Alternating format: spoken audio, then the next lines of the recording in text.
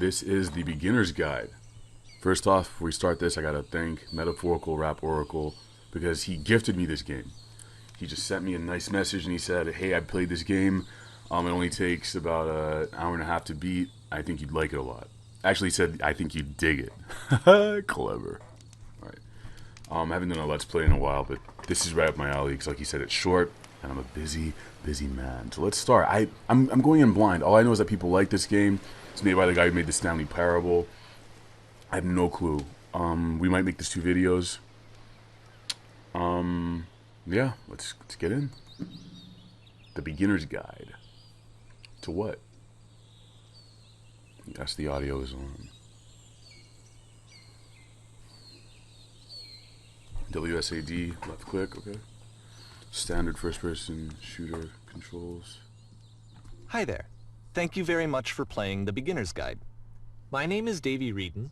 I wrote The Stanley Parable, and while that game tells a pretty absurd story, today I'm going to tell you about a series of events that happened between 2008 and 2011. We're going to look at the games made by a friend of mine named Kota. Now these games mean a lot to me. I met Kota in early 2009 at a time when I was really struggling with some personal stuff, and his work pointed me in a very powerful direction. I found it to be a good reference point for the kinds of creative works that I wanted to make. So just to start you off, this is, I think, the first game he ever made. It's a level for Counter-Strike. You can walk around here, by the way. And mostly it's just Kota learning the basics of building a 3D environment. But what I like is that even though he starts from the simple aesthetic of a desert town, he then scatters these colorful abstract blobs and impossible floating crates around the level. And of course, it destroys the illusion that this actually is a desert town, and instead this level becomes a kind of calling card from its creator. It's like a reminder that this video game was constructed by a real person. And it kind of makes you wonder, what was going through his head as he was building this? This is what I like about all of Kota's games. I mean, not that they're all fascinating as games, but that they are all going to give us access to their creator. I want us to see past the games themselves. I want to get to know who this human being really is. And that's exactly what we're going to do here. So, it's 2008, Kota starts making these games, and he never releases any of them. He doesn't put them onto the internet, he just makes them and then immediately abandons them and they sit on his computer forever. And I think he really understood this image of himself as a recluse. At one point he jokingly renamed his computer's recycling bin to Important Games Folder. So, you know, this was just how he worked. He tended to crank them out one after the other without even really pausing to try to understand what he had just made, until suddenly one day he just stopped. In 2011, that was it. He made his last game and then he hasn't made another one since. And that's why I've taken this opportunity to gather all of his work together, is because I find his games powerful and interesting, and I'd like this collection to reach him, to maybe encourage him to start creating again. And if the people like you who play this also happen to find his work interesting, then I'm sure it'll just send that much stronger of a message of encouragement to Kota. So thanks for joining me on this. If you have a particular interpretation that I haven't mentioned here, or if you just need to get in touch, you can email me at daveyWreden@gmail.com. Okay, that's about it for introduction. Let's take a look at Kota's first proper game. As each game is loading, I'll show you the date that it was completed. This first one was made in November 2008.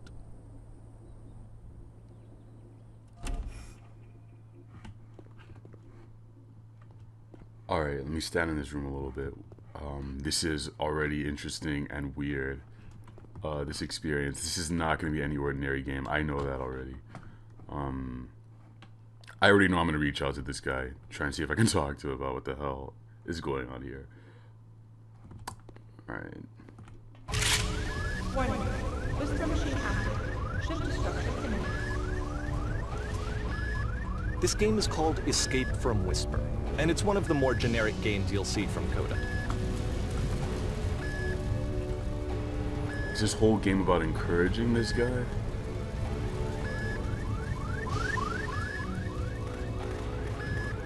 Source was created in Security code reached. Hostile alien life form inbound. It kinda looks like this game was abandoned mid-development. For instance, you have this gun, which you'd think would indicate that there are supposed to be monsters or enemies somewhere, but then clearly there are no enemies anywhere. You can't even reload the gun when you run out of bullets. You can. But ultimately we don't really know. Maybe Kota thought that actually it was complete the way that it is. And I think that we should talk about his games for what they are, rather than for what they're not. Enemy force neutralized. Begin ship evacuation.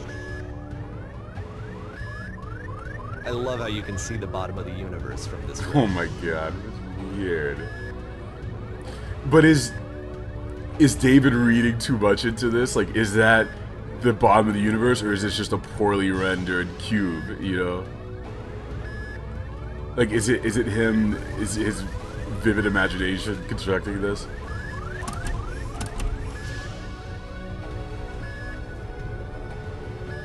Like, how deeply did Kota think about this Apparently stuff? this space station has a labyrinth on it. Sure, I don't know. There's really no reason for it that I've ever been able to discern, so in the interest of time, I'm just gonna skip you on past it. Thank you. Okay, this is the part that's interesting. The game has this narrative about the whisper machine and how it has to be turned off, and then you get to the engine room. Hey, you there, in the engine room. You could save us all. That beam is powering the whisper machine. We could disrupt it by introducing a great enough heat signature. If your body could stop the beam. It's so much to ask, but for all of our lives, would you do it? Could you give yourself? I'm gonna have to beat this game.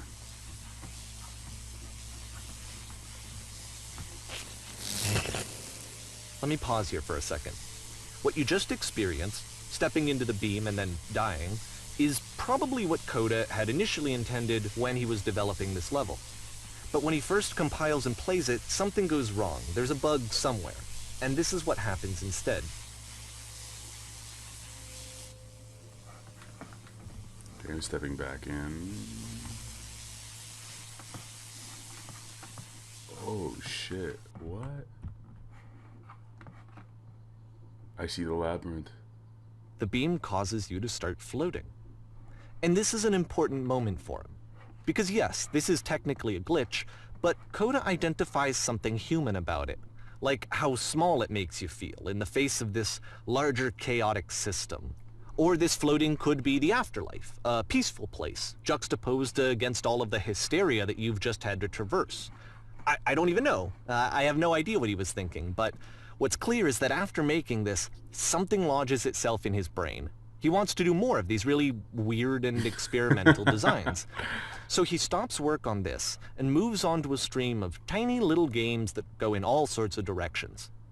Let's go ahead and take a look at the first game he made after leaving this one behind. Man, this is so strange.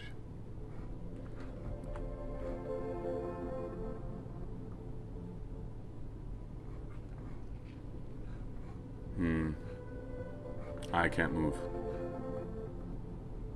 But there's music. Wait, was there music before? Yeah, there was music. Oh. Yep. I can't move in forward. this game, you can What? only walk backwards. Oh shit. The past was behind her. I can only move back. Alright, as a player, there's that weird moment where it's like I can't move forward, and I start moving backward, and just hearing his voice, hearing David's voice speak to me as soon as I start moving back, and like acknowledging the weirdness is a weird experience. This guy is really deconstructing games and probably looking at it like the Impressionists looked at paintings. Like this is just so. So it's a short and relatively minimalist experiment combining motion and narrative. It is less advanced than the previous game, but actually it seems to be more focused, more complete. Kota's trying to give it a unique voice rather than simply basing it on a pre-existing trope. He's probably gonna change. I can't even move left or right, but the future is always behind there.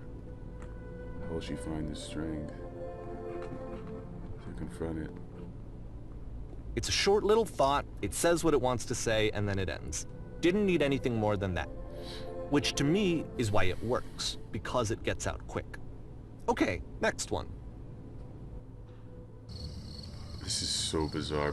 Rap Oracle. Oh my god. Alright, maybe I underestimated Kota. Like, this is, he was This is strange stuff. Like, this is just playing with the part of my brain that your Call of Duty doesn't. And that's it. Okay, the And meaning what? of this game won't be clear just yet. Please be patient with me for a few more games, and I promise you'll see what makes it interesting. You are now entering. Oftentimes, Kota would put bizarre titles like this one at the start of his games. I wish I'd known him at the time that he was making these early games. He would really only talk to me about his work as he was making it. Once he stopped work on a game, like, that was it. It was dead to him. And I don't agree with that at all, but what are you gonna do? This is eerie.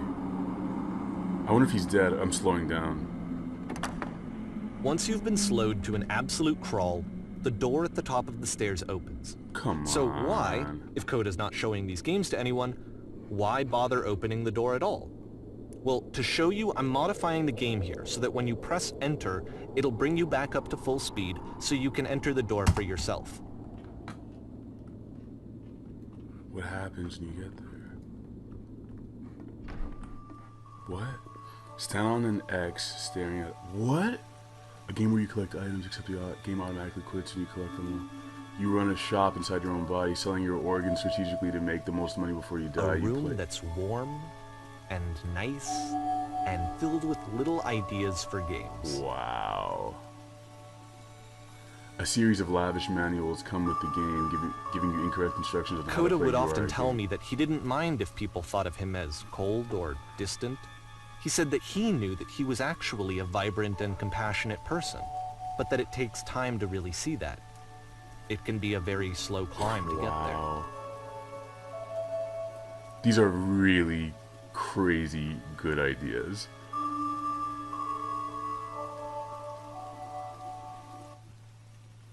What happened to Kota? Is Kota dead? Did Kota kill himself? Am I being set up? Ready, set, fish. Man, this is weird shit.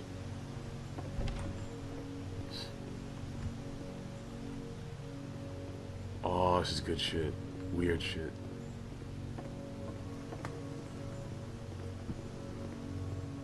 Well, this is new for Kota. It's an actual puzzle. Go ahead and see if you can solve it. Nope. I give up already. Alright, the door.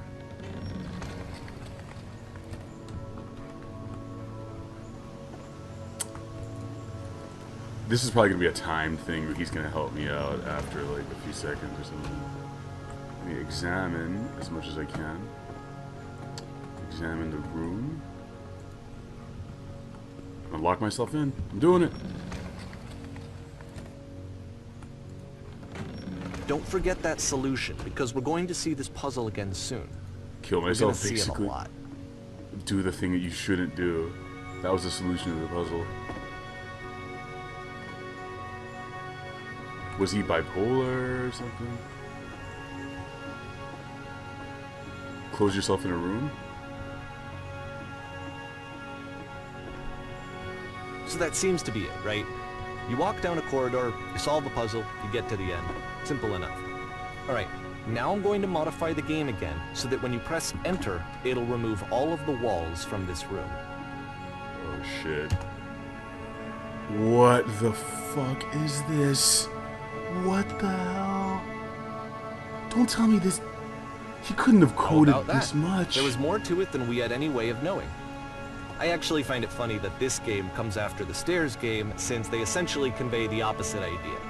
So, in the Stairs game, a dull exterior concealed a rich interior. And then, in this level, a dull interior hides this fantastic outer world. Either way, I think that the point is the same, is that most of the time you don't get to know what you're missing, or even that you're missing anything. That's not your role as a player. So if your role here is not to understand, then what is it?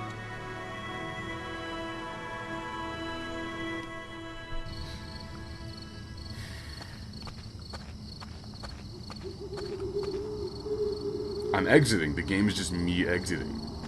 My role is just to exit. So this, combined with the entering game from earlier, tells us that Kota believes his games are connected somehow. It could even be that the stairs game and the puzzle game are literally connected in between this and the entering game. There's a bigger picture that all of his games are meant to play a role in, some larger meaning that we won't be able to grasp until we've seen all of them. And once we have, we can step back and start to understand what exactly that bigger picture is. Are there cheats to this game? Are there cheats? Is there multiplayer? The Great and Lonely Descent or the Great and Lovely Descent? This is one of the weirdest games I've ever played. It's not even a game. It's a... Let's talk about video game development for a second. Every video game runs on what's called an engine, which determines what the game can and cannot do. So in other words, the engine is a set of tools for game development. Right. To make all of these games, Kota is using an engine called Source. Like all engines, Source has certain things that it does well, and it has certain things that it does poorly. One of the things that it does very well is boxy linear corridors. That's why so many of Kota's games are set in these large, flat, empty rooms, is just because he's working with what the engine does well. Fuck me. The tools available to the creator shape what kinds of creative work they're going to end up making. You might consider paying attention to the architecture in Kota's games, to notice how they seem to stem from an engine that's very good at producing linear, boxy corridors.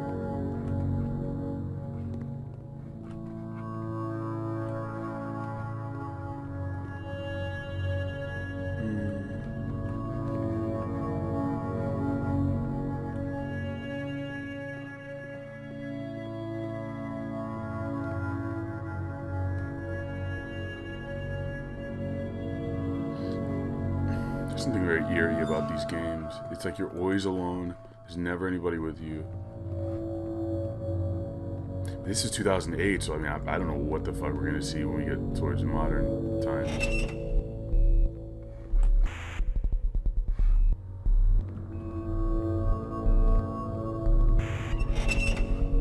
Okay, we're going here now. I'm going up now.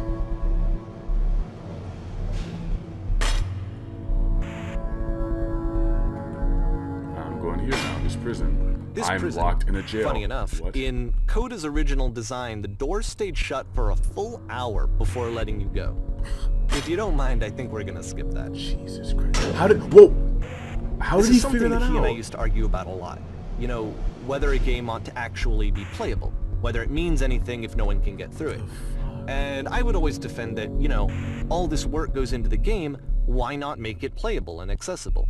And so we just got into heated arguments over it, and there was one time that after one of these conversations, he went home, and a day or two later, he sent me a zip file entitled Playable Games that was full of hundreds of individual games, each of which was just an empty box that you walked around in and nothing else.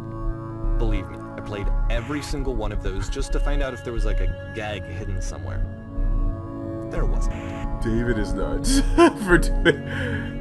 You're crazy for this one, Dave. Oh, Jesus. It's the puzzle again, with the exact same solution as the last time. Alright.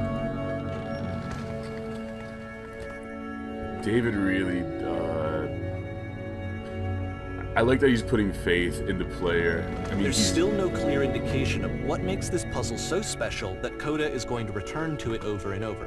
But I promise I'll share with you my interpretation very shortly. You're locking yourself in. You have the trust that you're going to be able to be locked in.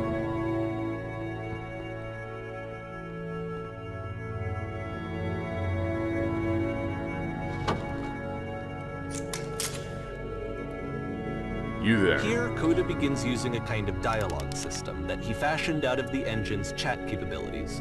Use the 1, 2, 3 buttons on your keyboard to respond. There was an enormous prison I spent hours in. That's the world above. You've been there.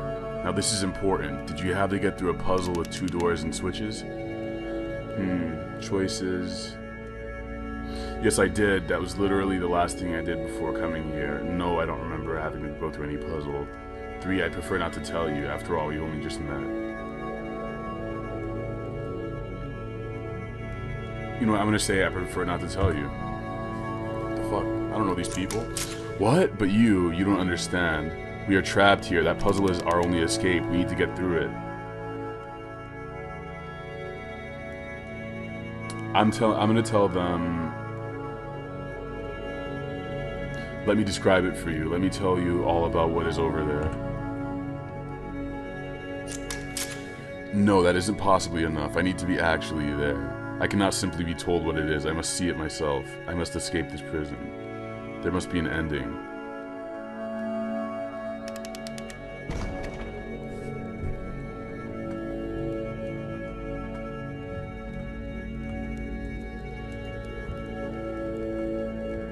I'm sure David just went through the code for a lot of these games to figure out where the ending was, like all the secrets.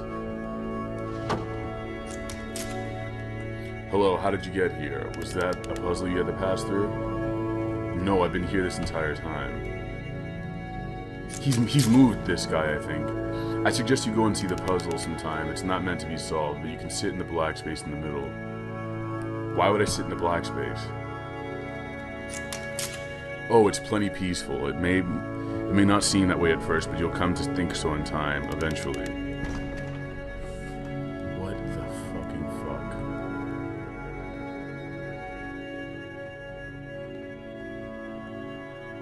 What? And so we make one last descent down to the final floor of the level.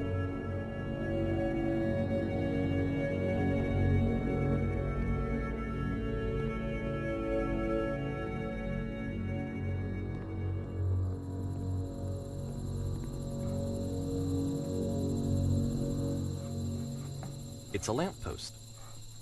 Okay, I can't tell you quite why, but for some reason Kota fixates on this lamppost. It's going to appear at the end of every single one of his games from here on out. I'll tell you what I think. I think that up to this point, you know, he's been making really strange and abstract games with no clear purpose, and maybe you can only float around in that headspace for so long.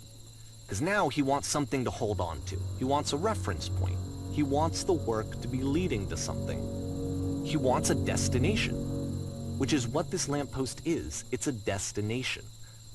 We're going to see it in the work as well. His games are just going to become a lot more cohesive, a lot more fully developed, with more of a clear idea behind them.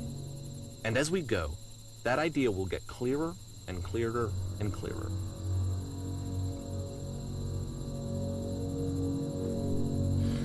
Let's go then, Dave.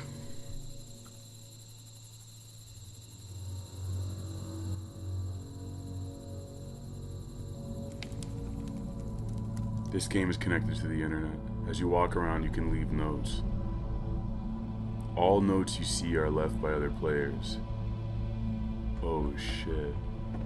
Is this... Nice room, not. So first off, I'm sure you can deduce this, but this game is not connected to the internet. All of the notes that you're going to see have been written by Kota. This was actually the first game of his that I ever played. This was shortly after I met him at a weekend game jam in Sacramento, where I grew up. I saw him working on this very level, and it was just so different from anything that anyone else was doing. So right away I was like, I have to be friends with this person. In retrospect, I think I was probably a bit too pushy, trying to get his attention. I was over-enthusiastic. But he was very gracious about it and very patient with me. And I cooled off eventually. Oh, feel free to skip over any of these notes if they're not doing anything for you. Nothing extra is going to happen if you read all of them. Either way, to me they convey a sense of loneliness. I see this person who's filled with thoughts and feelings and beliefs and has no way to express them except as scattered and unheard voices in a game that wasn't meant to be played.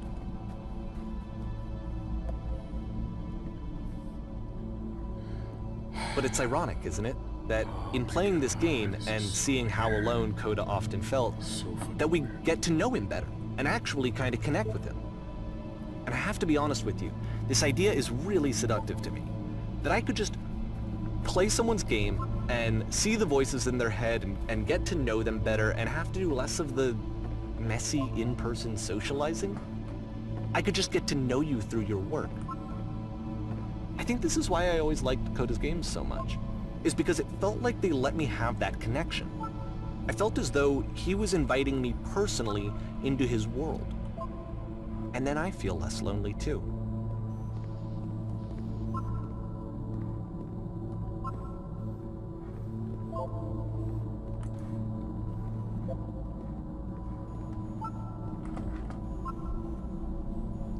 He wrote all this stuff. I help people because of the internal feeling, good feeling I get. And you know he knows how to spell. So he's like, he's misspelling these things. He's being all of these characters. He's being all of these people. He's like fragmenting his own brain to, I guess that's what you do when you make any game. You fragment yourself. It does not matter if you get over there. That painting could represent all these people, theoretically. By the way, while I'm playing this, just remember when Roger Ebert said that games aren't art? Just think about what we're experiencing right here. You're watching me play a game about a guy. You're watching me play a game where a guy explains to you how he's playing a game. This to me is more accessible and as complex as a Rothko painting. It's not infinitely more complex because of the possibilities and the accessibility. Whoever made this has issues. Hey guys, how's it hanging?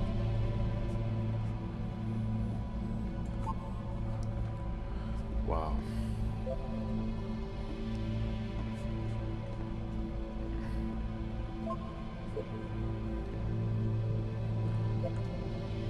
There must be a reason for it though. His terrible secret, he kept it well. I beat the game. This is exactly the kind of shit you'd see, besides like a bunch of like racial comments and cursing. At the end of this level, we're going to see the puzzle again. And here, I'll tell you what I think the puzzle means. Each of these games represents an idea that was on Kota's mind at the time that he was making it. And the puzzle is a way of closing the door on a previous chapter of his life before moving on to the next one. In each of his games, after exploring a theme that, he might find difficult, Kota can then place this puzzle that he knows has a reliable solution, he understands exactly how it works, and so it gives him a simple mechanism for moving on. This doesn't make sense. How? Developer answers, please. And because there's this dark area between the doors, a space between spaces, before you move on, you get to pause. Just for a moment, a few seconds to reflect on and let go of the events that led you here. To step back and connect the pieces together. To grasp at that elusive bigger picture.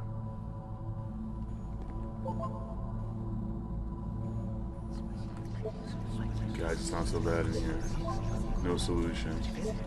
There's no second switch. No answer, I think. I'm worried that it's so deep and kind of, it almost feels nihilistic, like the themes of like trying to understand people, like being very lonely. I'm starting to think that Kota may have hurt himself. Whoa, someone's coughing. What's weird. I'm starting to feel like Kota may have some maybe mental illness issues, and this is him trying to figure out a reason to live. I don't know. Maybe I'm being too pessimistic. Let's do it. It's very eerie. It doesn't feel good doing this. Like, I don't feel comfortable. It feels very like,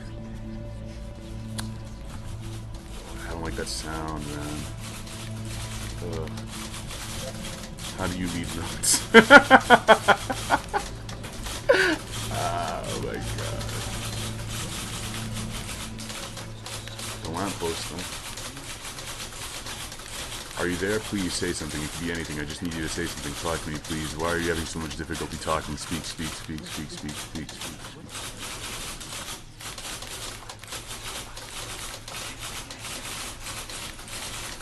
2009. Here we go.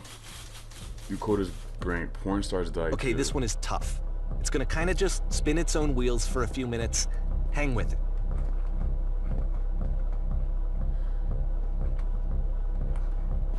Oh, well, okay. Here's some club music.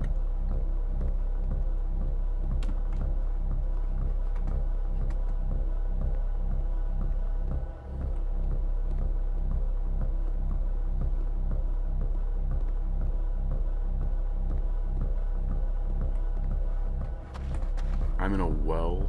See, like, this is I'm in the well that was the whole outside. game. And there's nothing that's particularly interesting about it. You just walk to the end of a hallway. I'm fucking scared Except, of this. for some reason, claustrophobic. Kota gets really fixated on this prison that has all of this modern furniture.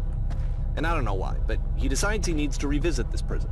He's gonna start over, use the same assets, turn it into something else. Okay, cool. Here's version 2. There's no furniture, there's just outlines of what could be furniture. What furniture ought to go in the center of the room? How about put a giant hole in the ground so I can get out of this stupid place? What? That's not what I asked for. Okay, now what about along the wall of the room? Let's put up a huge picture of a horse. What is this? I never get what I want? Is that what it means? I think we should light up this room a bit.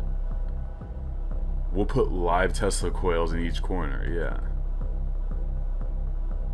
So it doesn't matter what you said. And a table, you need a table. I'm pretty sure none of my choices are making any difference.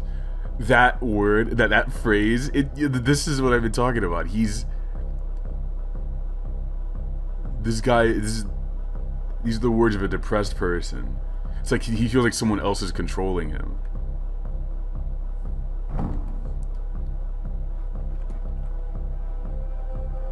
It's a lot of furniture. Was this IKEA or something? There's a bit more to this one, but still it's not really communicating anything. It's kind of just weird for weirdness' sake.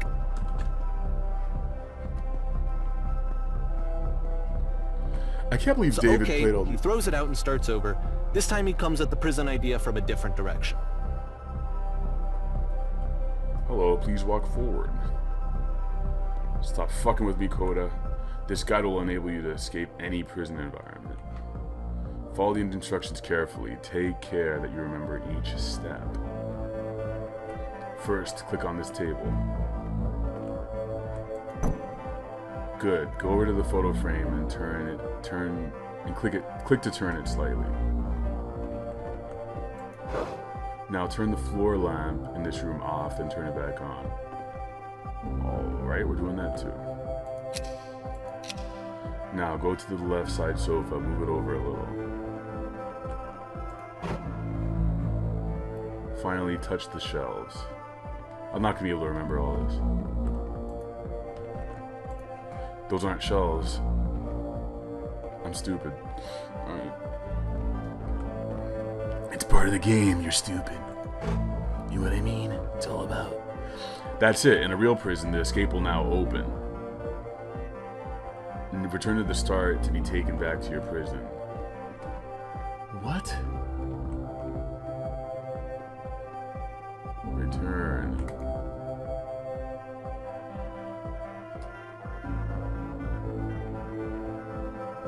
I'm in the prison again. And of course, now the table is gone and you can't begin the chain of events to escape. And he taught me how to do it, though. Here's a version where there are no bars, but you can't actually get to the well. And then a version where the inside of the prison is the outside and the outside is the inside. Let me just blink you real quick through a few more of these. I mean, he really unloaded on this prison idea. There's nearly a dozen. A lot of prisons. Personally, I think it's awful to watch this. To see a person basically unraveling through their work.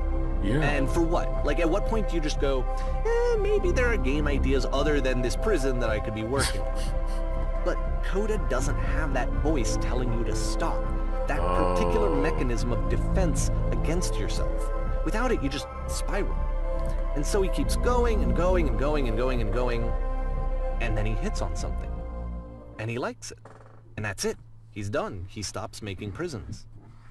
This is the very last version of the prison game that he created. And the reason I think it works is that the prison is not actually in it. I wonder if PewDiePie did a walkthrough of this game. Hey bros, we're playing the beginner's guide. Write down in the comments what you think is happening to Kota and whether or not he's unraveling. Bro fist me. Yeah. We're gonna end this on the next segment.